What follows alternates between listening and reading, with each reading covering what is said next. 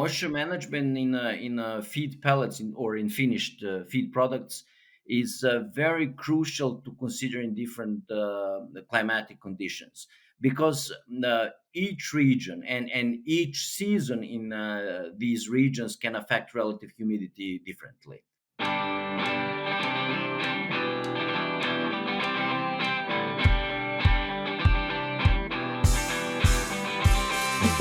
Hello, and welcome to another episode of the Feed Science podcast. I'm your host, Bob Odker.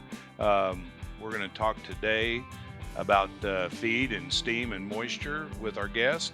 While you're watching this, if you like it, I'd appreciate you giving it a thumbs up, and we'll just start now I will ask Dan if you would introduce yourself, please.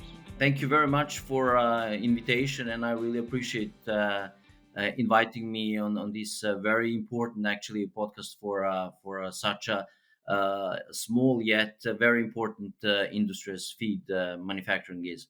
My name is Dejan Miladinovic, and I'm head of Center for Feed Technology in Norway at Norwegian University of Life Sciences. So I'm one, or actually, I'm belonging to this first generation of master students in feed manufacturing technology, and my PhD is also directly related to processing technology too.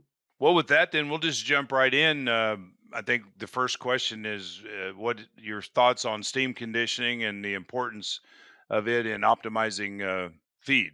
Yeah, steam condition, as you have mentioned a few keywords, optimizing feed. So steam conditioning is really a very critical process in feed production, according to me and many colleagues that I've talked with. And steam conditioning as a critical process is aiming to optimize feed moisture management through precise control of steam quality and associated chemical changes during this steam conditioning. So why I'm saying that steam is very important. High quality steam, which is actually characterized by its appropriate temperature, pressure, dryness fraction 2, is actually ensuring uniform heat transfer, which uh, basically is important, is essential for achieving consistent moisture content in the feed. Okay. And of course, when we are talking about steam, and when we are talking about this uniform moisture distribution, we have seen in many research articles that this would enhance pellet durability and feed hygiene by reducing this microbial growth. And all these chemical changes in the end, induced by steam conditioning, would help you to gelatinize starch, to denaturate protein, to improve feed digestibility and nutritional availability, actually, in the end. Layman terms here, we just kind of call that the cook. Exactly. Question for you though is you mentioned steam quality.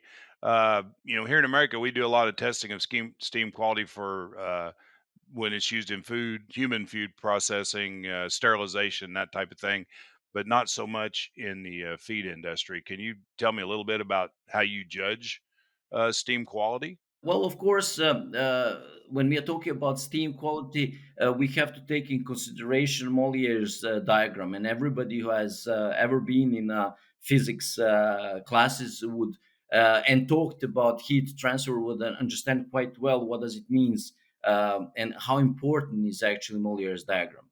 Because if you look at the Moliere's diagram and you will see one line, and over line you don't see any kind of important points of interest if you are not really industry that uses superheated steam. So you have just to be over the dew point, which will hold still some uh, water molecules, but yet you will increase. Most likely, you will increase the energy value of this particular medium by tenfolds. Okay, thank you. Chemical changes, are they? We use chemical here to protect our boiler. Is there chemicals in that type of thing that can be used to improve, this the steam or the steam pickup off the top of the boiler or that type of thing? Well, yes, of course, there are.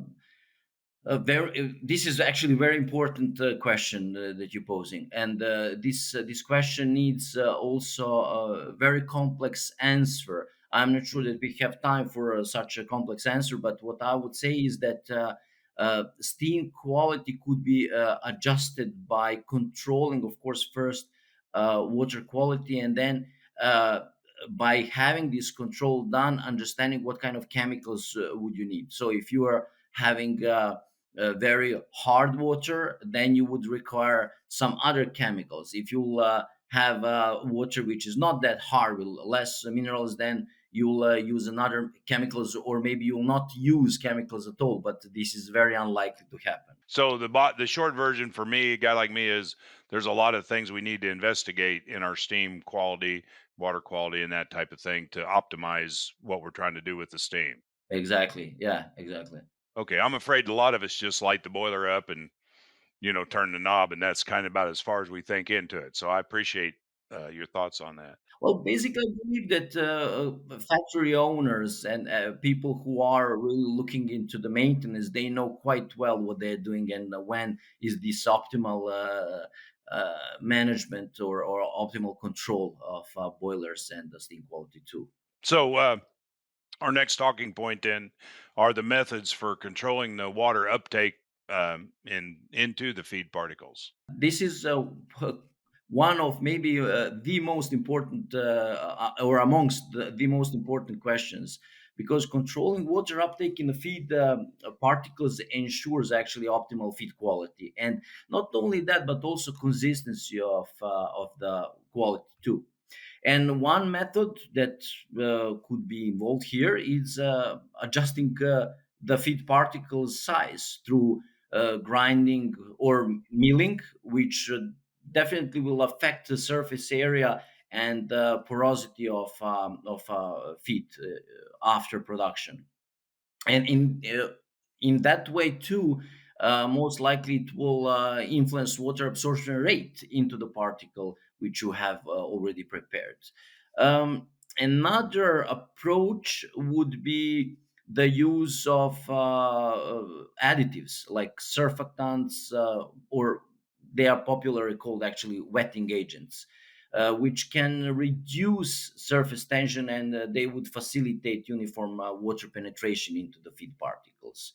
But when we are talking about controlling water uptake into the feed particles, then we also need to look at preconditioning of the feed with steam, or maybe even hot water prior to pelleting, because this is in the end going to enhance moisture uptake by softening the particles and promoting even distribution. And application, for example, of vacuum infusion techniques. This is also something that could be employed to enhance water absorption, because in that way you will be creating pressure differences, and this will drive feed.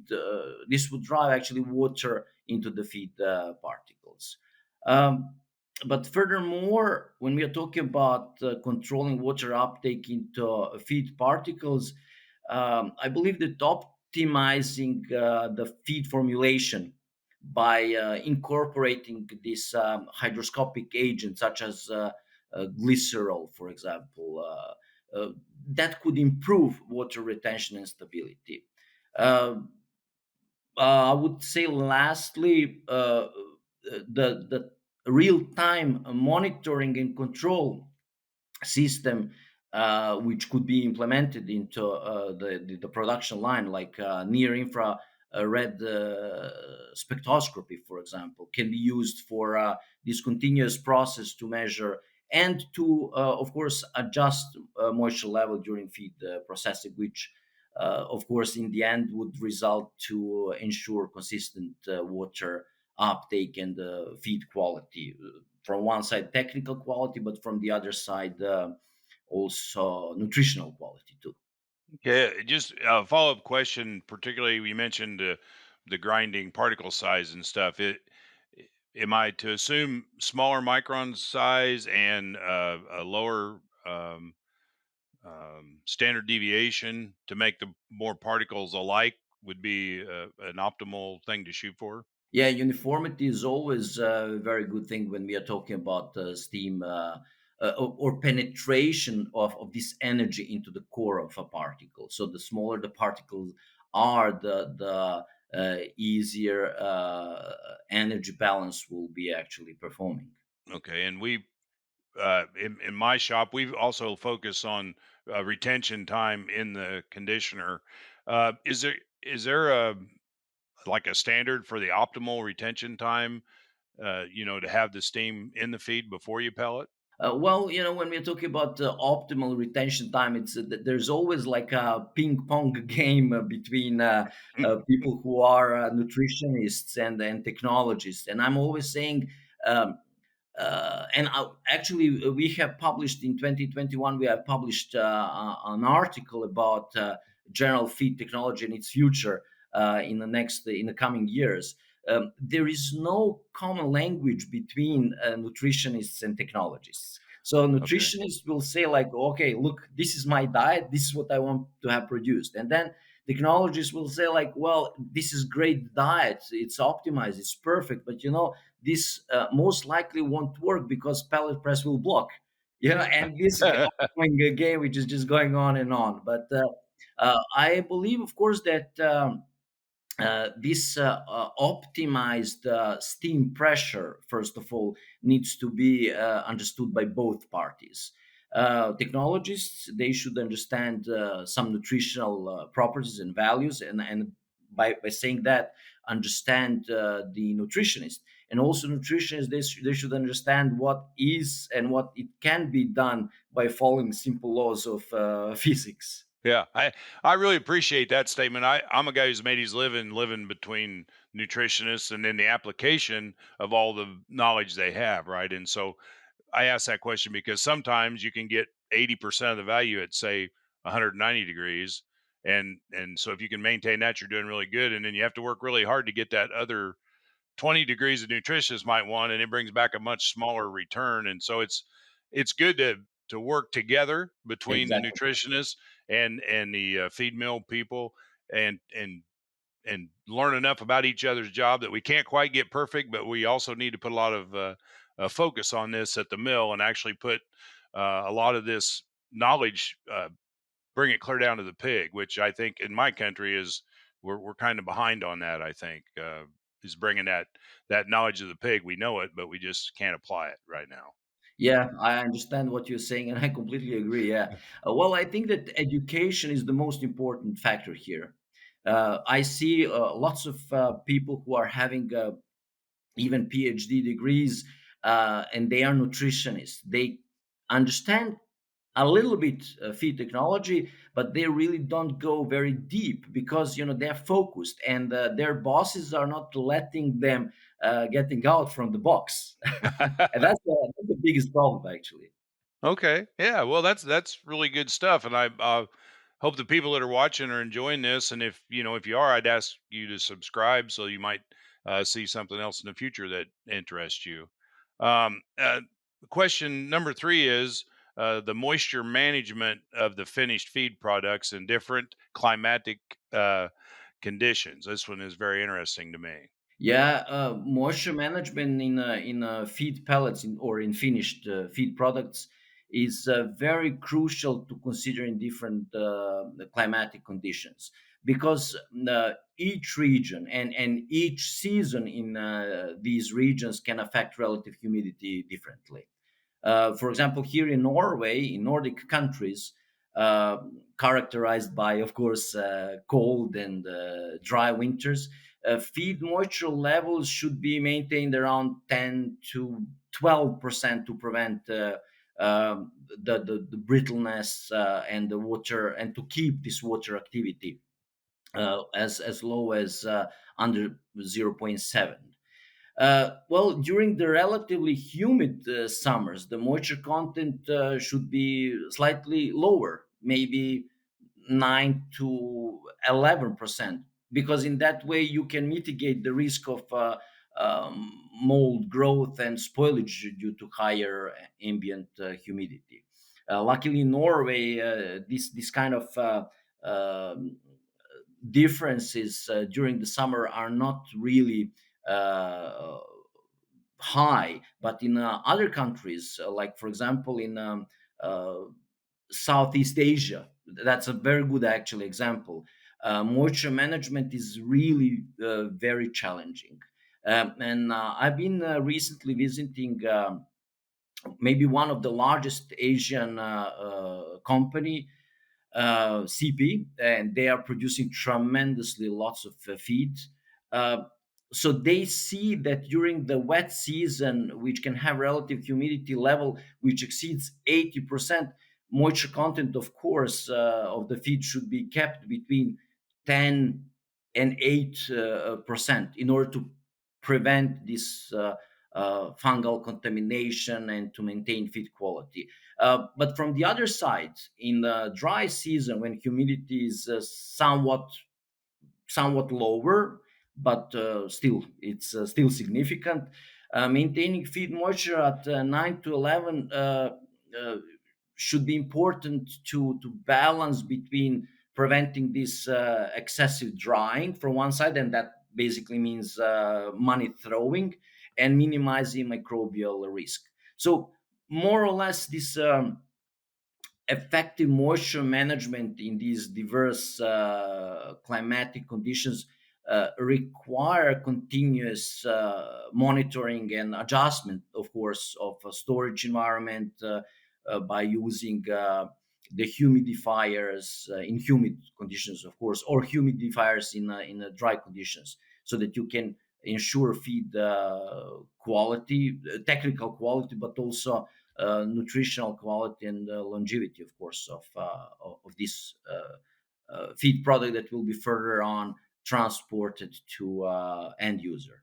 Yeah, and so that's very interesting to me, and I would say, when we're manufacturing these pellets, for example, I think we're often driving that moisture of the mash to, 15, 16% moisture in that process. What do you guys do? How do you guys remove that moisture before you store the pellet? There's a lot to do there, right? To get it down to that 9 or 10.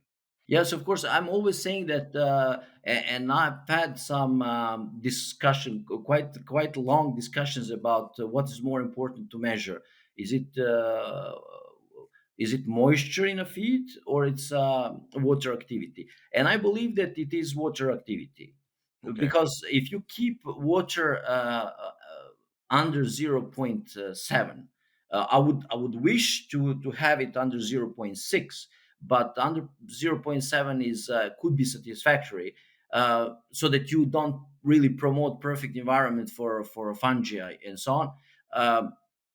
It's very important to consider certain additives that would keep this water activity at the low levels, and this could be that's just an example. There are so many Mhm. different examples, but I'm just giving a few. This could be, for example, adding some propionates, adding lowering, basically lowering pH, basically. Okay, that's helpful. I look forward to investigating that some more.